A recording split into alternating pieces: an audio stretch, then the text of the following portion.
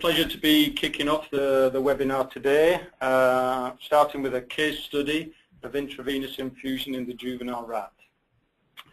So whilst I was thinking about how to start the presentation, and after a particularly bad day with the kids, I thought of the old adage of we should never work with children or animals, and that kind of reminded me of a case on British television where this TV presenter almost got the end of his finger taken off by a ferret in the studio. But it's not just a question of working with animals, but we also have to work with juvenile animals. And then again, there's a case of Lulu in the BBC studio, the juvenile elephant, and you don't need much imagination to know what happened here to bring out so much laughter. If anybody's interested, you can find all these videos on YouTube. And then, of course, there's working with juvenile laboratory rats. And I just want to take a few seconds so you can have a look at these photos, just to look at the size of these postnatal day 4 rats. You can see how they compare with the size of the thumb of the technician.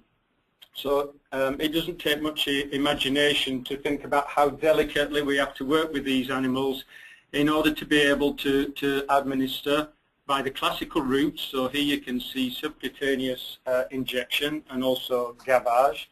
And it's quite routine for us to do that as a postnatal day 4. When it comes to intravenous injection, things tend to get a little bit more tricky. And whilst we can already do a bolus injection as of postnatal day 4, we really only do intermittent dosing at the moment, and we have to change veins as the pups get older. So then you get a sponsor that comes along and says, hey, can you do intravenous infusion in juvenile rats? And this is where things start to get really interesting. The sponsor had had feedback from the regulatory authorities asking for a daily 8-hour infusion in pups as young as possible and dosing the pups for up to 4 weeks. So we like a challenge at Will Research, and we got our heads together. And if you think about the pre-weaning period, there are obviously ethical and technical constraints that spring to mind.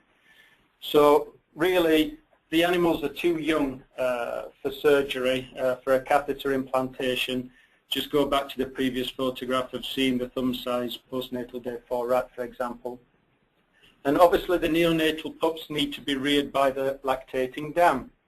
So you don't need to have much imagination once again to imagine a litter full of tethered rats in the cage with the dam to imagine that we would get into a bit of a tangle with an infusion study. So then when we come to the post-weaning phase, now we still have our ethical concerns, but we can think more about technical challenges rather than technical constraints. So the pups can now be housed singly, and this will allow us to do infusion with a tethered system.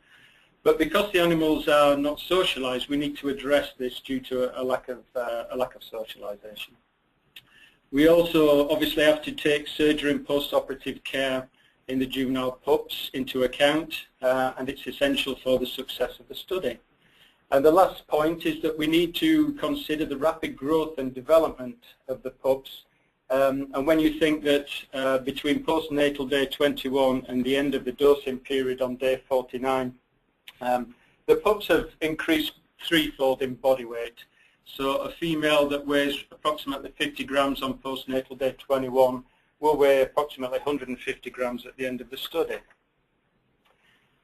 So now if we turn our attention to the actual surgery and the implantation of the catheter, the procedures follow more or less the same procedures as we would use for adult animals. So the catheter is implanted into the posterior vena cava via the femoral vein, and then the catheter is tunneled subcutaneously to exit at the nape of the neck. With respect to anesthesia, as in the adult animal, we use isoflurane. We also provide an analgesic both before and 24 hours after surgery. And obviously the surgery needs to be performed in aseptic conditions, and using microdissection instruments. The technicians in the lab can perform each up to 13 implantations per day. And just to let you know that on this particular study, the main study animals, there were 120 main study animals.